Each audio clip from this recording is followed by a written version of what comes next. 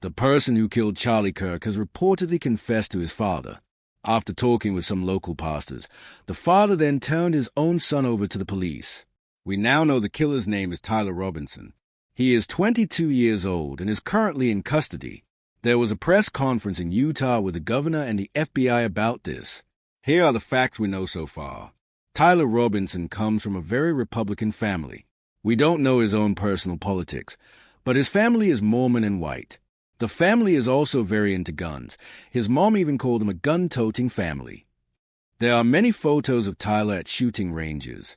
He also once wore a Donald Trump costume for Halloween, which shows his family was supportive of the former president. Tyler's father is a retired sheriff from the Washington County Sheriff's Department and is also a military veteran. He is the one who ultimately turned his son in. This happened after the FBI and local police had struggled with the investigation. This is Tyler Robinson's mugshot. One of the strange details is that a bullet casing found at the scene had the words, "If you read this, you are gay," LMAO, inscribed on it. There were also other words written on the bullet casings.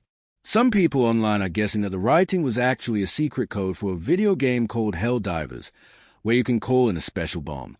It's important not to jump to conclusions about what these inscriptions mean. The writing on the casing seems to say things like, "Notice bulges," "Oh, what's this?" and has arrows pointing in different directions. This is different from what law enforcement originally said the other day. We also have a better picture of who Tyler Robinson is. His mom posted a Halloween photo from 2018 showing him dressed as a character from an internet meme. This meme, known as Pepe the Frog, has sometimes been used by hate groups, though it's not clear what Tyler's intentions were. His mom often posted pictures of him with guns and called her family gun-toting. There are many photos of them on family trips and at the shooting range. She was very proud of her sons. This situation has surprised a lot of people. For days, some Republican politicians were blaming the murder on Democrats and transgender people without knowing who did it. Now we know the suspect is a white guy from a Republican family in Utah who loved guns. It's also important to note that the police didn't solve this case on their own. The suspect confessed to his father, who was a retired sheriff, and the father is the one who turned his own son in. We also learned that Tyler Robinson did get a scholarship to attend the university where Charlie Kirk speaks, but he only went for one semester before dropping out. We still don't know why he left. The police had a lot of clues to work with. There were surveillance cameras everywhere, and they knew the shooter was someone who loved guns and had gone to that school. If they had just focused on those real facts instead of making up a story to make the country angry, like falsely blaming a transgender person, they might have actually solved the case faster using good police work. Now, a politician named Kash Patel is trying to take credit. His acting like this arrest shows how great the police are, but that's not really what happened. Clip. The arrest is a testament to the dedication of good law enforcement being great, and partnerships in law enforcement, which I've tried to highlight as my tenure as the director of the FBI. There is no better relationship for law enforcement than the FBI to partner with state and local authorities, and you've seen it here in these last few days. Then Kash Patel. A politician named Kash Patel goes on TV and says, "This is what happens when you let good cops be good cops." The person speaking is getting really frustrated by this. They basically say, "What is he talking about? Who is stopping good cops from doing their job? He is." By pushing his own political ideas onto the police investigation, he probably got in their way. The cops didn't even find the guy. The killer confessed to his own dad, and his dad turned him in. That only happened after the police had messed up the case for 3 days. Then, Kash Patel tries to take credit again by saying, "Thanks to the full power of the federal government and our partners, we caught the suspect in a record amount of time." The speaker finds this ridiculous, saying, "A record amount of time? What is he talking about? The dad is the one who solved this, not you." Here, play this clip. Thank you, Governor. This is what happens when you let good cops be cops. You're Then, trying to Of course, Charlie Kirk had to post about it on social media. But he messed that up too. He posted a message that was supposed to be for his friend, the other Charlie Kirk who was killed. He wrote something like, "Rest now, brother. I will see you in Valhalla soon." The person speaking thinks this is a strange and botched thing to say. They are making fun of the post and suggest playing the clip so people can hear it for themselves. Clip. In less than 36 hours, 33 to be precise, thanks to the full weight of the federal government and leading out with the partners here in the state of Utah and Governor Cox, the suspect was apprehended in a historic time period. And I want to highlight what Governor Cox said. This would not have been possible without you, the media, and you, the public. That's why we went so public, so fast, and we're so transparent, and we're committed to that transparency. Here, play this clip. And then lastly, to my friend Charlie Kirk, rest now, brother. We have the watch, and I'll see you in Valhalla.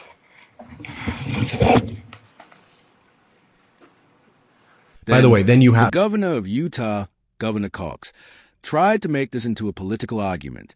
He said, "Look at us in Utah. We didn't riot. There was no looting or cars set on fire here." The person speaking is completely confused by this.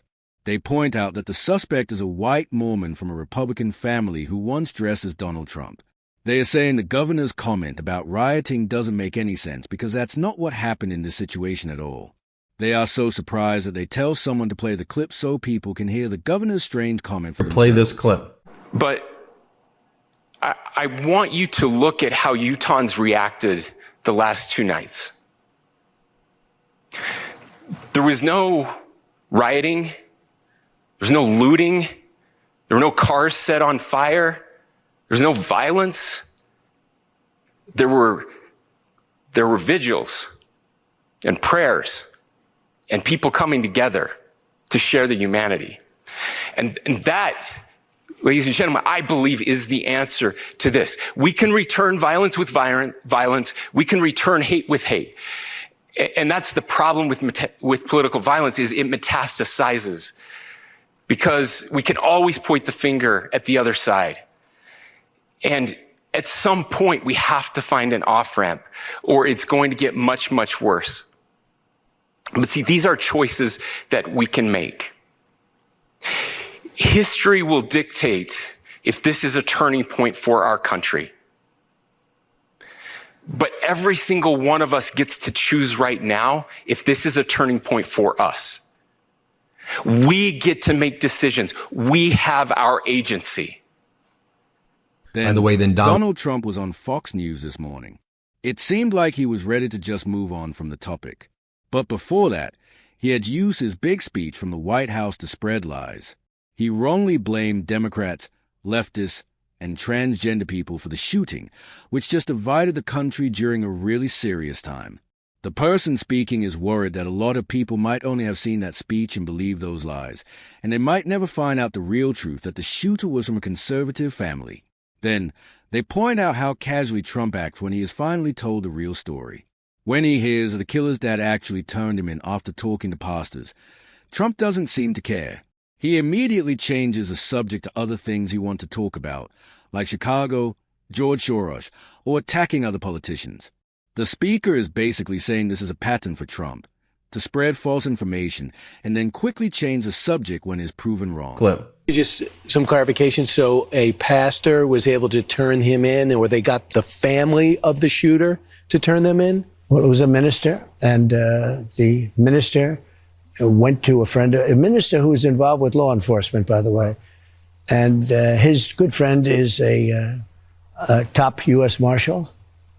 And they took it from there. And then it was a father got involved, namely his father, and said, we got to go in. And they, so I understand it. And again, subject to change. But, you know, the facts are the facts. We have the person that we think is the person we're looking for. But they drove into the police headquarters, and he's there now. Did the father know about what the son had done? I don't know. I'm going to let you get all those questions later, because I can't tell you how accurate. The bottom line is they have somebody that they think did it. And by the way, people on the website 4chan are going crazy right now. They are sharing pictures of the shooter, Tyler Robinson, and they are really confused. They are posting things like, so, is he the one who did it? I thought it was someone else. And oh no, he looks like one of us. It's a big deal to them because the shooter doesn't fit the story they originally believed. We'll keep giving you updates on this as we learn more. We're just trying to stick to the facts for now. Thanks for watching.